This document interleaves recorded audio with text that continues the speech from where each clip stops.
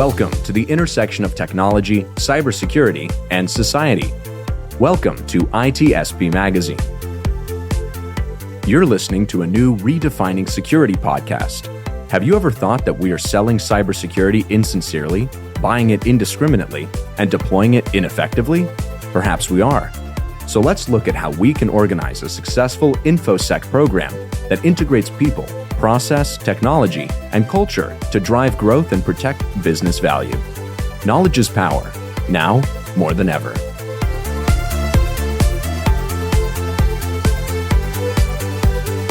HITRUST is a leading data protection standards development and certification organization that strives to safeguard sensitive information and manage information risk for global organizations across all industries and throughout the third-party supply chain.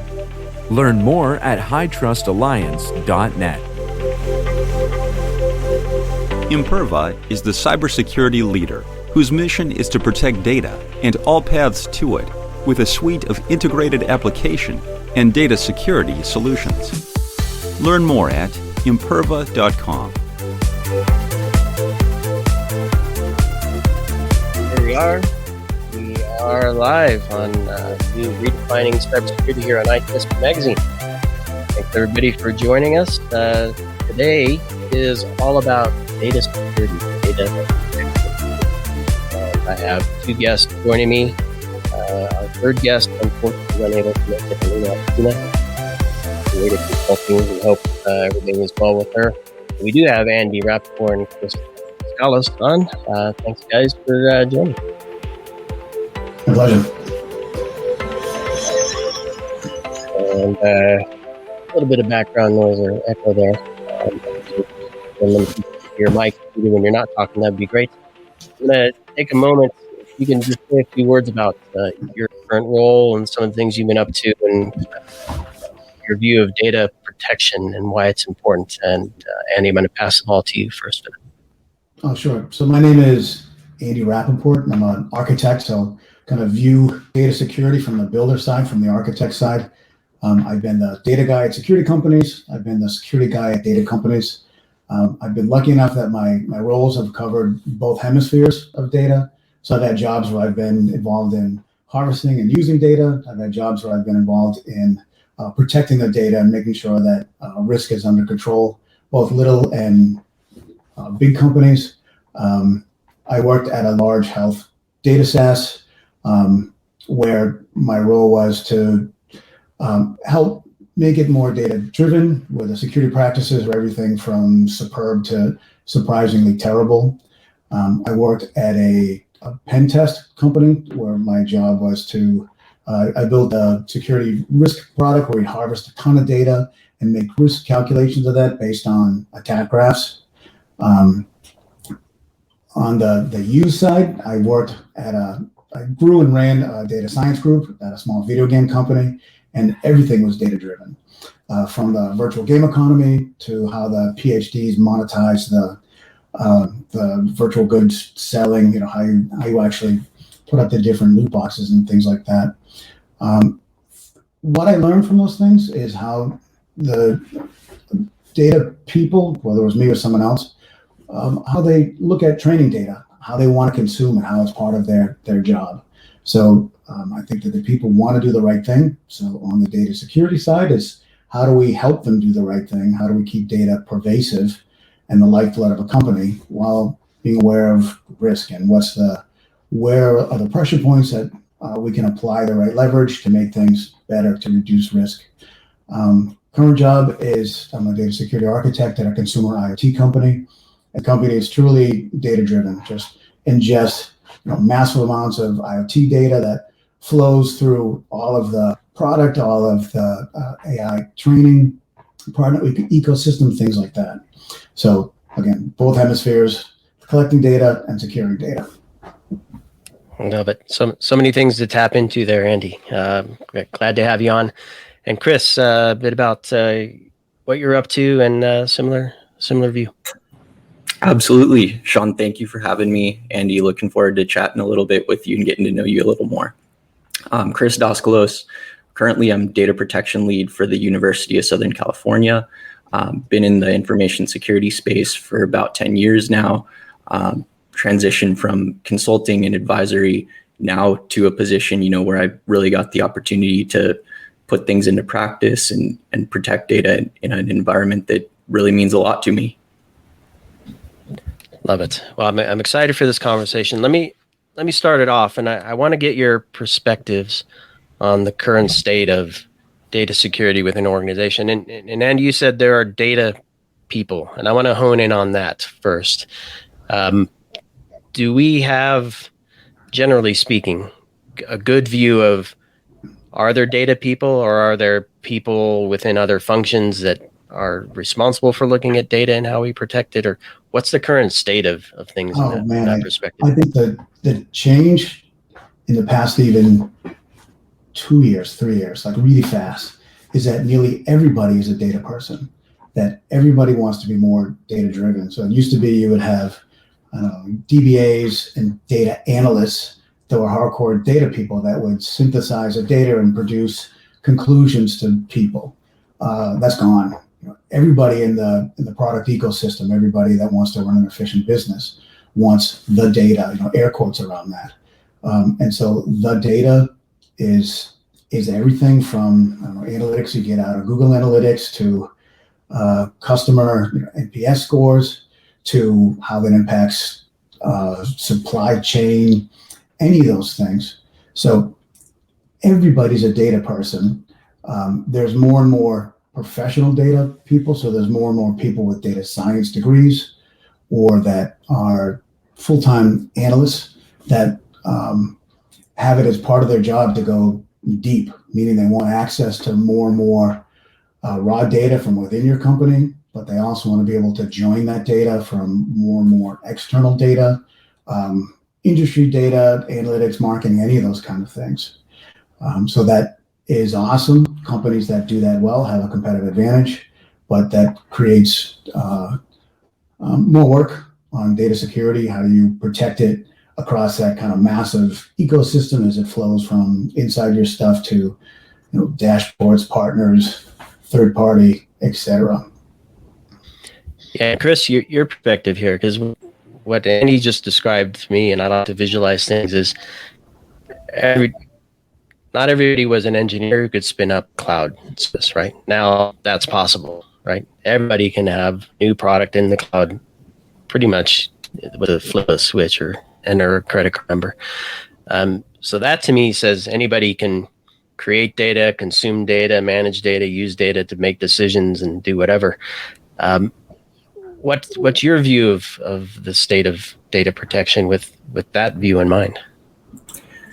Yeah, I think pretty similar, actually. My take that I was thinking about, before coming on this is where an organization sits on the spectrum of their data proliferation really needs to drive their strategy around data protection. When I think of this spectrum of data proliferation, on one side, on the far left, you've got just data is everywhere, no real governance dictating where it can and should not be based on how it's classified. And on the other side of the far right spectrum, you've got maybe one central place, where all of those high value asset type information things are, and you can really focus on protecting them. For better, for worse, actually, one of the things that I think is so interesting about my job now is that we're closer to that far left spectrum. We're on that, it's USC is a 140-year-old organization, hasn't until recently started to build out some of those governance and guardrail type aspects for data. And across the spectrum of what data it has, there's everything, and it's really everywhere. So we've got an interesting challenge trying to figure out where it is and making sure that it's protected. And Andy, I want to come to you, and then Chris can follow up. But before we started recording, I mentioned that privacy tends to get a lot of the attention when it comes to data security. Certainly in the public realm and in news articles and things like that. I want to recognize that that's important, and certainly, Andy, you've worked in the healthcare space. So nowhere is it more important, in my opinion, than in the healthcare space to protect the information there from a privacy perspective. But let's look at just pure business operations and competitive advantage and intellectual property and the impact data compromise, not just being able to read something, but manipulating something or making it unavailable. So the CIA triad of cybersecurity, if you will, beyond just privacy. How important is that, and where do you see things moving there? Massive. In fact, I think that as companies do risk analysis, the math, in my opinion, is that privacy is where security people get their leverage from, but the risk of leaking, say, emails is a lot less than leaking other types of data. So for example, in a data classification system, in my opinion, at the highest level should be the secrets that you use to control your system, whether it's admin credentials, whether it's private keys, signing keys, those kind of things. If you look at the risk of if those things are compromised, what's the risk if an admin gets phished and someone can drop all your databases, yikes, or encrypt your databases in a ransomware attack. Or let's say someone steals your signing keys to your mobile app, something like that, or your open source projects or whatever it is, and suddenly they put out a bootleg of your code that your customers think is your company. Instead, it's scraping data. I think if you model out those risks, whether it's reputational, whether it's availability, if someone deletes all your data or encrypts all your data and you're offline for however long, 1, 2, 3, 4, 5 days, whatever it takes, what is the reputational risk? What is the risk to your cash flow? So again, I think privacy and compliance is the hammer or the fulcrum for whatever leverage you want. It's easiest for security people to use privacy and HIPAA or SOX or whatever as a way to for leverage to impact change. But I think as when you look at risk to the business and security people, be risk aware, number one. When you focus your controls on where you pay attention, focus your time into things that truly have most risk to the business. It might not be email addresses, it'll be something more sensitive. Great. And just to build a little bit on Andy, what you were talking about, agreed, trying to leverage that privacy and compliance as the hammer. But from my position, I'm a data protection lead on the governance, risk, and compliance team. I think that's one kind of way to come at what data protection is, focusing on things like GDPR and CCPA, and then another side coming at it more technically with our tools, whatever they may be, DLP or specific encryption strategies. I think in the kind of setting up a program from the beginning on an institution that has existed for much longer, our focus has really been trying to come at it from where do the guardrails need to be, what compliance can we put in place to help put these guardrails up where they need to be, what assets do we need to protect, and then who's responsible for protecting them. And of all of those things at the very beginning of our strategy roadmap, before we can even get to some of the technical controls of encryption and DLP and other things like that. I'm glad you mentioned that, because I was wondering how often, and it may be the case, how often organizations go straight to the tools, DLP, right? And I'm wondering, is there value in that? I recognize, and I certainly don't want to preach, don't look at risk management, because I'm about risk management. But is there value in leveraging tools to just even get a sense of what's what? What is in my environment? What do I have to care about? How can I start a conversation? Because I don't know, to start a risk management program and to start a data protection strategy session probably requires executive buy-in, right? So I guess my question is, how do you get that executive buy-in? Does it start with the tools that then leads back to the risk management and strategy, or does it start with strategy and you get somewhere from there? Maybe Chris, if you can take that from your perspective. Sure. So I think super important direction to cover in this episode. Executive buy-in mandatory. I think we've got to have that. Otherwise, it's just a steeper battle to climb uphill.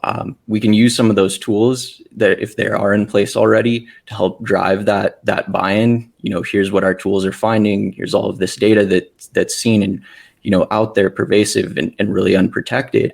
But ideally, we've already got that executive buy-in going in, and then we can use those tools in a kind of information gathering, discovery perspective to help drive our strategy of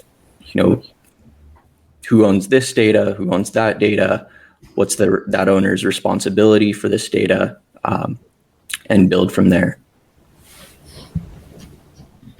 And Andy, your view on this? I agree completely that I think you need to have top-down support or you go nowhere, or you're just technical people yelling at the number of open vulnerabilities, yelling into the wind. So I agree that you need executive support to help champion it and to tell you that it's important and it's worthwhile. I think starting with compliance and well-defined regulations is a great way to start, because you'll get buy-in that, yeah, we need to do it. And whether it's financial or privacy regulations, start there to kind of land and expand. I think that Chris is absolutely right that part of your strategy and your maturation process is to continually know what your domain is. What's the ebb and flow of your data? So it's one thing to think of what are your enterprise apps or what are your enterprise databases. That's a start. But also from a risk perspective, think about how things flow through your data, whether it's a partner ecosystem, whether it's what can and cannot be stored on people's laptops, what can and cannot leave your building, what can and cannot be stored in your cloud or off your cloud. So the ongoing challenge is both can be helped with asset management, but a lot of it is just personal as well. Is understand the ebb and flow of your data, so that when you set policies about where data can be stored, what databases, things like that, you can also tell people what can you put in email, what can you put in Slack, what data can show up in product logs or not. If an analyst has access to query a database, can they save the results to their laptop or not? Can they take a screenshot or not? So I agree with Chris that understanding the data domain is massive, but it's more than just what databases you have. I love where you're taking this, Andy, because those examples are like spot on from my perspective. They're very actionable, right? It's a question. Is this something we should allow or not? Or in what cases should it be allowed and to what extent? And I'm wondering how, to me, that's a set of guidelines or perhaps policies that might get created, hopefully with some context developed in a story, right? So here's a situation, we have this data, here's where it can be used appropriately. Who in the organization should be responsible and or at least part of creating those policies? Is that typically led by security operations, or is it a different department in the organization? Is it risk? Is it data privacy, data, the DPO, or if they don't have a DPO, who is it? I think from my experience, it works best if the authority is either the business owner or the compliance owner. So literally the authority. That I think the data security professional, one that might be a little bit closer to the data, can collaborate, maybe even tee up the question. But it has to be the lawyer, the privacy owner, the business owner that ultimately sanctions and authorizes a policy, because that's where your mandate comes from. Then once they have sanctioned it, then it becomes much easier to enforce.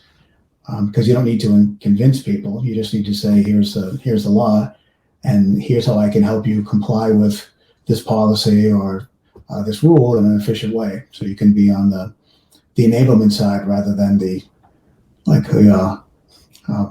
you want people to think of you as an enabler and a friend, someone that can, in a low drama way, help them meet their deadlines, rather than someone who's going to show up with a black cloud over their head and say you're doing everything wrong, and sorry, you're going to miss your deliverables if you even accept my meeting. So, and I just want to jump in there, Sean, to your point, Andy, what you were talking about. I think it's, for example, give a story about my experience in being part of the USC security organization that came up with 16 policies, put in best practices, recommendations tied to specific regulations and things, and put those out there. But what the security office was told was that, agreed, these are very important, but have you gone on a roadshow and gotten buy-in from all of the schools and units? And do they accept it? Do they, believe this is doable with where they're at currently? Are you, meeting them halfway, or are you just putting these policies out there, and it's going to be however long it might be for all of our departments to get to that point? Which I think I want to tie back into, Andy, when you were talking about, this type of data can be stored on laptops and this type cannot.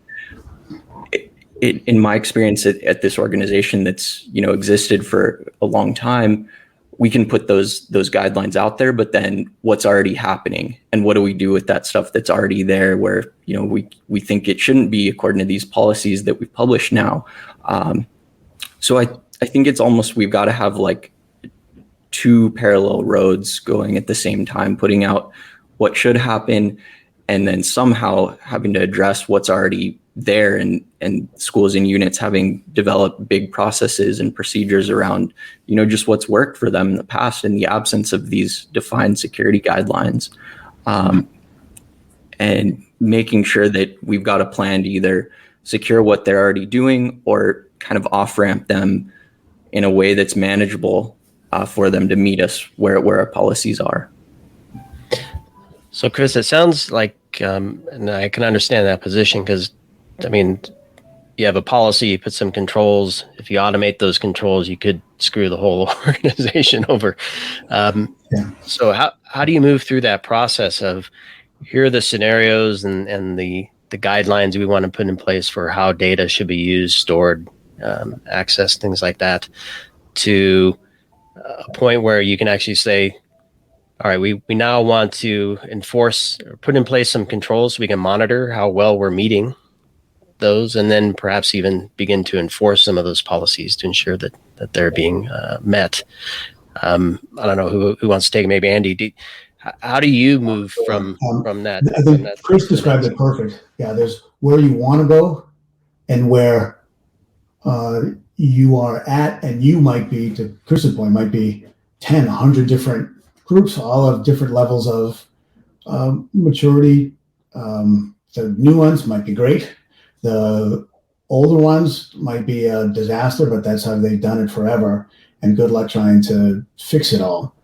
The best process I've ever been involved in when I worked at a health data SaaS, the risk committee was COO, head of compliance, the EVP that owned all of engineering, and me. And we set up just a CMM-based maturity scores for, there were 8 or so different security domains, whether it was something technical like data security in their database, or something process-oriented about how they manage users, IAM. And we had defined for each level, 1 to 5, what the different levels of maturity are. And every quarter, every month, I would meet with each group, and the group and I would score where they are in that maturity score. They were rewarded for improvement rather than getting hammered for where they stood. So their obligation was to make continual improvements according to this CMM-based maturity score. and that was all good as long as they're moving in the right direction. The reason why I liked it is that it was generally happier than some security wonk showing up and telling them that they're doing everything wrong and they need to do things differently. Like they're not going to put up with that. In fact, the security person probably loses. Instead, this was very positive and collaborative, that I could help them say, well, here are some things you could do to improve. And again, whether it's data leak or IAM or security or how they use metrics.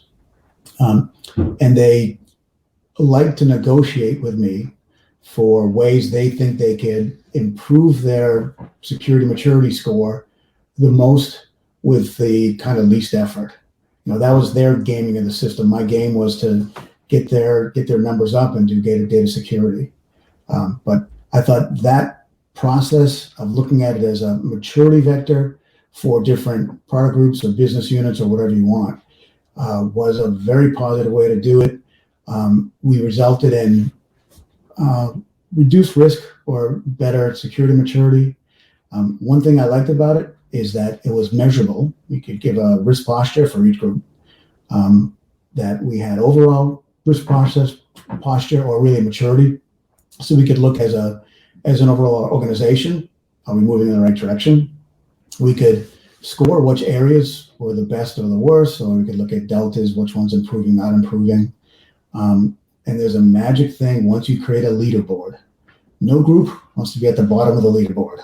So there would be kind of internal competition to improve so that they weren't the worst. So we're using the best and worst of human nature to kind of get them to improve the maturity score a little bit. And I suspect it promotes conversation, right? If you're talking about it, you're kind of collectively at some point coming together with some common understanding and what the real objective is and how everybody's working together to make that happen. And I'm wondering, Chris, when I look at projects or programs like this, I'm a program manager by thought. Everything looks like a project to me. The more you can kind of break it down and perhaps find a quick win, find some low-hanging fruit where you can kind of get people to say, that's what we're trying, kind of like what Andy was saying, that's what we're trying to accomplish here. And I can do something similar by applying what I do in my role this way. I'm wondering how do you kind of break down the big, we have to secure our data program into something that's manageable for different parts of the organization? Got it. Yeah. So to answer that question, and then I totally agree with what Andy was talking about, coming in to any unit with a partnership, this is going to be a benefit and here's why, rather than here's the hammer. And if you don't do this, this is what happens. Totally agree with that. And I think we've found success with that type of partnership as well. And trying to, Sean, one thing to your point of like, what low hanging fruit can we target now to show that this is working? I think those are important. Those are valuable. Those really help motivate people to get behind an overall objective. But it's really important to try and pick the low hanging fruit that keep you on a path to a longer destination. Sometimes I'll see, where we see all these low hanging fruit and they're scattered across a broad array of topics. And if we try and just do all these quick low hanging fruit, we can do them, but they're not really connecting dots to a broader, bigger goal. And I think when trying to pick what those low hanging fruit are, just try and pick the ones that get you along the path to something broader that you're trying to accomplish. And I want to go to kind of this point. I like what you said, Andy, about measurement. I'm going to stick with you for a moment, Chris, here. So yes, you can do things, right? You can deploy controls and monitor those controls. And yes, you might have stand-up meetings, but if you can't communicate amongst yourselves and to executive staff that this is what we're trying to accomplish, here's the needle that we're moving, you may run off the rails or not accomplish what you're trying to accomplish. So how do you how do you work with individuals, with the team? I don't know if you have specific leaders or champions, or I don't know how you do it, but how do you rally the conversation to a point where you can actually say and demonstrate we are moving the needle here towards something that really matters for us? So one example that comes to mind is a recent phishing campaign. One aspect of data protection, getting us on the kind of softer side for governance, risk, and compliance, the training and awareness. But for that, we had one unit that went ahead. They got the buy-in from their leadership to allow regular phishing tests to go to all of their users, whereas at a broader institution, that was really kind of looked down upon. We shouldn't be, slowing people down with these training type things that pop up, kind of as an overall, I guess, appetite for what we could accomplish with that training and awareness. But we had the one unit who was okay with going forward with that. And after they had gone through that for about a year and they had actionable results that showed, after completing monthly phishing tests for all of our users, like here's where we were in a click rate and, submission perspective at the beginning of the year. And here's where we were 12 months later with just performing these types of phishing and for users that did click, receiving a pop-up. And just having that one example to show that it did work and there was benefit. Now we're able and capable and we've gotten the approval to do that across the board. That's fantastic. Andy. Yeah, Andy, any examples you can share? Well, because one thing for metrics that I would look at. So, story that I like when I worked at a big security risk management company, a pen test company, one of our customers, when I was going through the normal spiel of risk, that she politely interrupted me and said, "I don't need any more metrics to show that we're busy. I need metrics to show that we are effective." And I thought that kind of like crystallized how risk management programs should be built. I think a lot of security metrics are operational metrics, number of vulnerabilities. That doesn't really tell you how well you're doing at reducing risk. I thought Chris's example was fantastic because instead of a metric like number of phishing attempts, instead he could look at the reduction in the number of successful test phishing attempts. So that's an effective measurement, not just an operational metric. So there's even things that I like. You could have an OKR, like the number of new products and new projects that have had a security review before production. Set that as an OKR or something that you track. Your goal is, let's say, 70% or whatever the number is. But that's an improvement. And just the thought is that if a security team gets a chance to review a project early in the design stage, that'll inherently reduce risk, reduce drama, things like that. So it's possible to have measurements which are not technical controls. It can be process improvements. The number of documents that include a self-data classification scheme, the number of times that percentage of security is engaged at the right place in the project lifecycle. Those things will all help. They're indicative of a healthy data security, data protection program, and they're easier to measure than some kind of fantastic risk management CVSS score times the phase of the moon equals risk or something. Are there other signs that may not warrant a specific measurement, but that you might take a step back and look at and say, yeah, we seem to be doing something well here? For example, if you're using compliance as a driver, I'm just making this up on the fly. If you're using compliance as a driver, do you perhaps look at how well, effectively, efficiently you actually adhere to the compliance requirements? Do you complete your SOC 2 in 10% less time because you're actually changing your processes and your workflows and the communications and ultimately your policies and controls to support that? Are there things like that that you can take a step back and look at? So we're a product company. So certifications, in my opinion, go a long way to not just forcing you to improve, but as a third-party recognition that you are doing the right things. There are different certifications in IoT space that are important. And my belief anyway, that it's a way to prove to your customers that those things are important. It's also a way to improve to your internal customers that you follow industry best practices. And Chris, maybe because we're talking customers here, and in Andy's perspective, that's a consumer of a device, most likely. In your case, it's a faculty member, a professor, a student, a visitor on campus, perhaps a third-party service provider working with the organization. How do you kind of wrangle all of those views as part of this as well?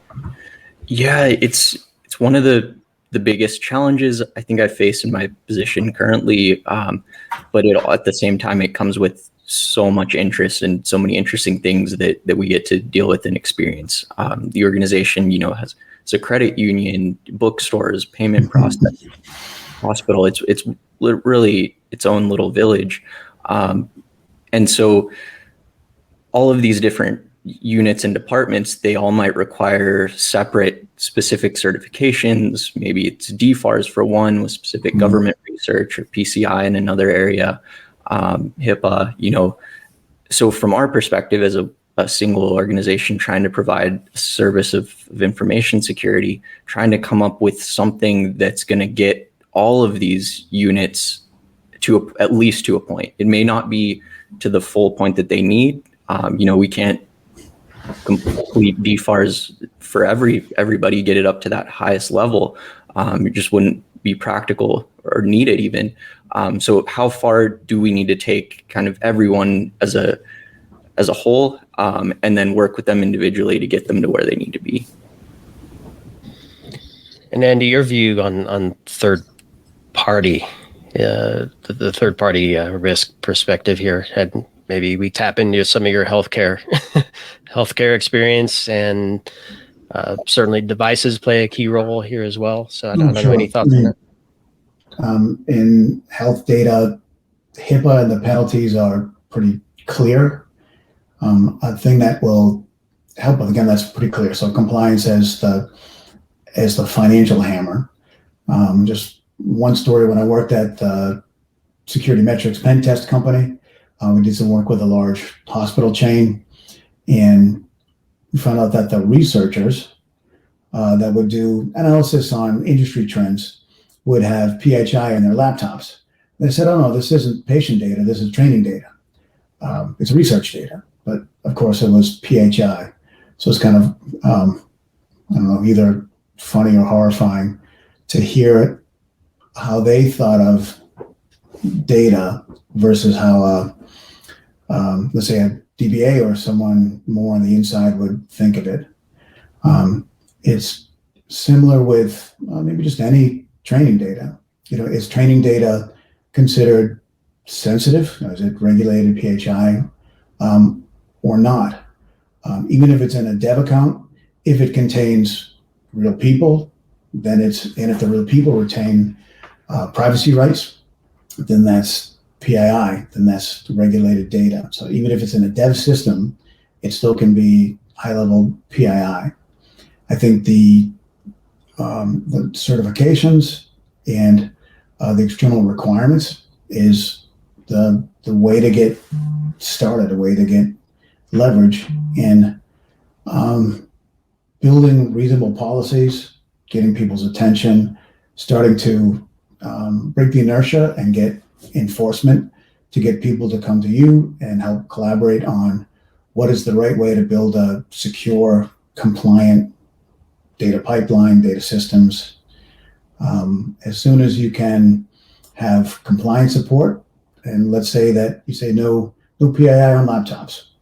Okay, that's a pretty easy policy for people to understand the spirit of the rule, as well as the letter of the law. Yeah, that's PII. You can't have it on your on your laptop. So now you can help collaborate with ways that they can do their job without requiring the data to be pulled down. Maybe we build EC2 instances, virtual instances, or things like that, where they can run it up in a cloud environment, do all their normal stuff, but it doesn't get exposed. And that starts with compliance to help set the policy, and then you can collaborate on how to enforce that policy that's both secure and stakeholder friendly.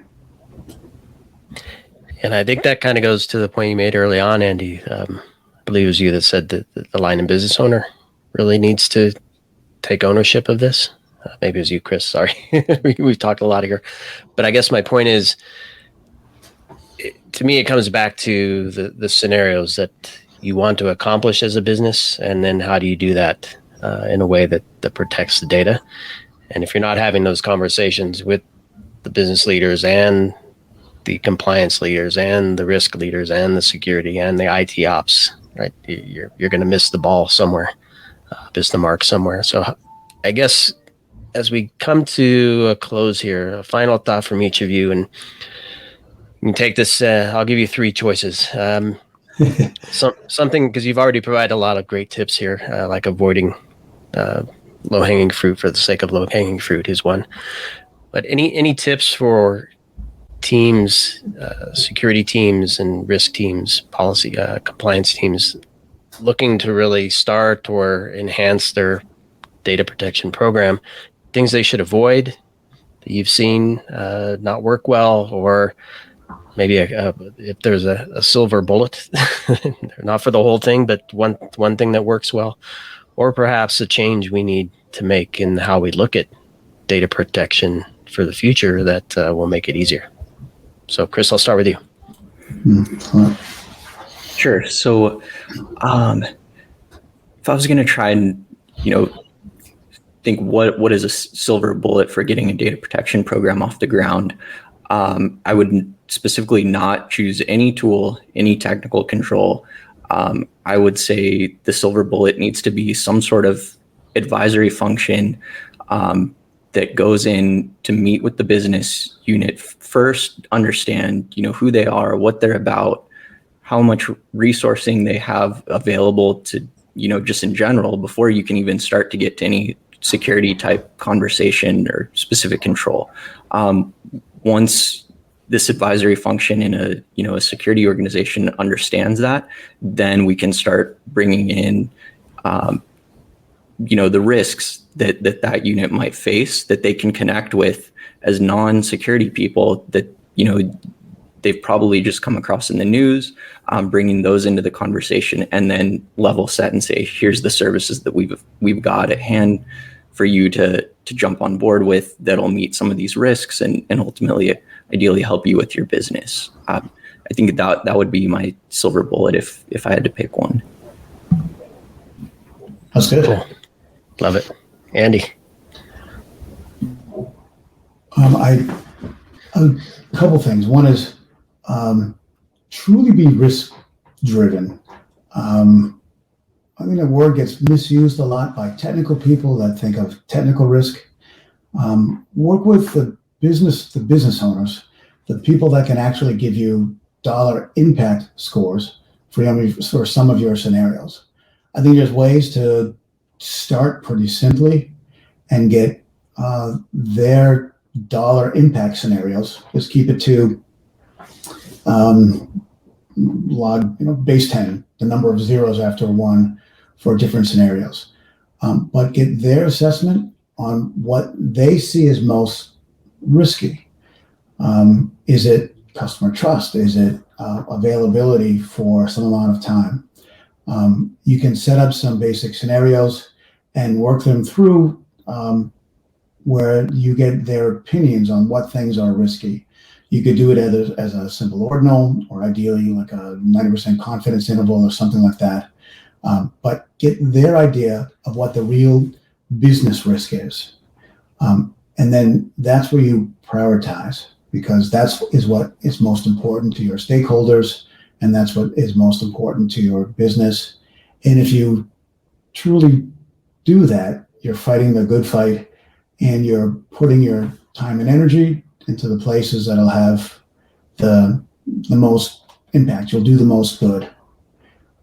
As far as a process thing, and maybe this is because I'm an architect, but from day zero, begin to establish a common set of terminology, period. There's one set of words that we use, and here's exactly what these words mean. You'll see in documents, you'll see, I don't know, private, secret, confidential, proprietary. Well, what does that mean? Those are all synonyms. Instead, come up with, for our data classification, whatever it is, here's exactly what it means. Here's exactly how we define it for different domains.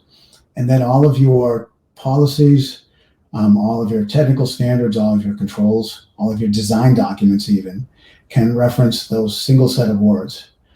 The advantage that I found is that by constricting the vernaculars, the terms we use, that I can have a conversation with a lawyer or a compliance person using the exact same words that I turn around and have with our most technical of architects or data science. And there's no, it's not lossy. We're saying the same words. We know what it means. So again, I think as a process, establish the terminology early, and your communication will go a lot better and smoother. I love it. And Mark, my co-founder Marco, is not here to stop me from asking questions. I have a gazillion more, but I'm going to hold myself to it. As soon as you reminded me that you're an architect, I just had a gazillion more things that we could drill down into, just based on that. I think the main takeaway from me for all of this is that it's never too late, right? I mean, we talked a lot about existing organizations and product units or business units, and a lot of stuff exists already. That shouldn't be an excuse to say it's too hard and we're already down a path that's sucks. we have to take some responsibility here.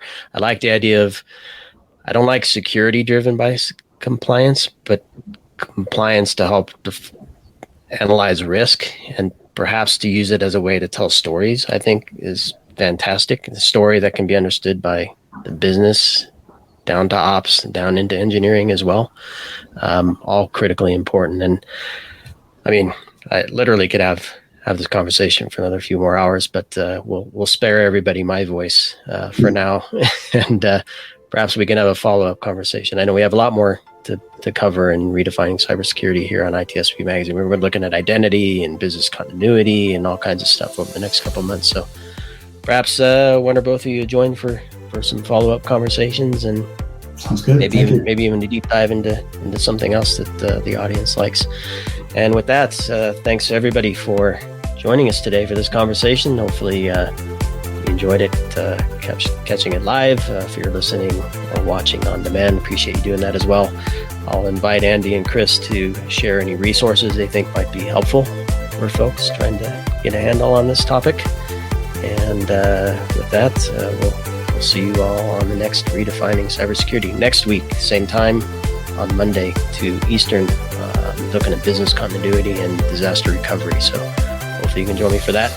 Chris, Andy, thanks a million, guys. Appreciate the great insight and support for the community to help us protect our data better.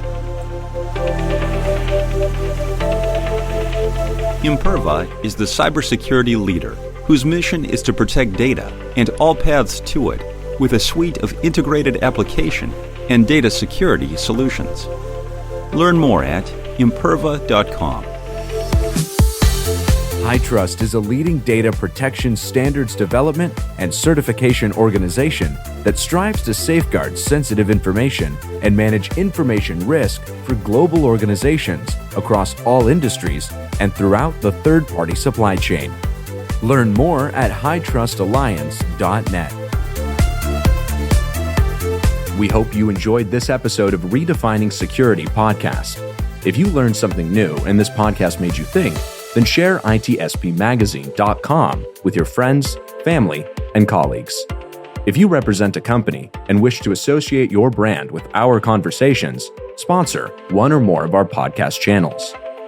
We hope you will come back for more stories and follow us on our journey.